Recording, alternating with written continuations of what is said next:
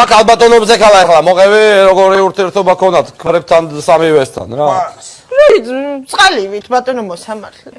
რას ქვია წყალივით რა არის როგორ გავიგო? გრაფიკის მიხედვით რა ვიცი ხლა რომელსაც მოუწევდა იმათთან ვიყავი. ბატონო სასამართლო.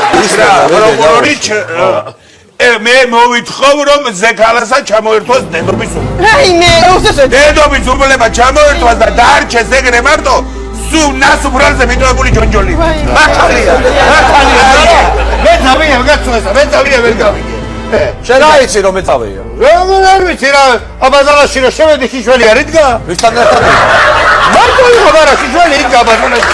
მე თავი აბაზანაში მყავს შიშველი რო იდგა და რა ხარ აბაზანაში ხარ? შიშველი ხო არ უნდა დადგე?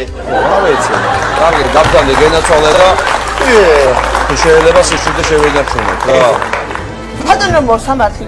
მართლა კაცო როგორ შეიძლება ეგეთი რაღაცეები სამართალი აღარ არსებობს? მეც აი სამივე კაცი მიყვარს და ამ სამსარა ეს-ერთი ხალი აღარ უნდა უყვარდე? აგე სოფელში შეცვენილი მაქვს თავი კაცო, კლიჭკაზეა ვიკიდე. შეიძლება ეგეთი რაღაცეები? ამდეს თუ უძლებ რა, შეიძლება ეს რაღაცეები დამაბრალო? გინა ჩამოგითვალო ზედმეტი სახელები?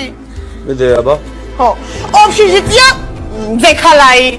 მუშკეტერა ზექალაი ამ სამი ქმრის გადამკიდე. შეიძლება ეგეთი რაღაც ბეზატკას და მთიული. ამის მერე ჩემთან. გამოიწერეთ ემიგრანტ TV. მოიწონეთ ვიდეო და გაუზიარეთ სხვასაც.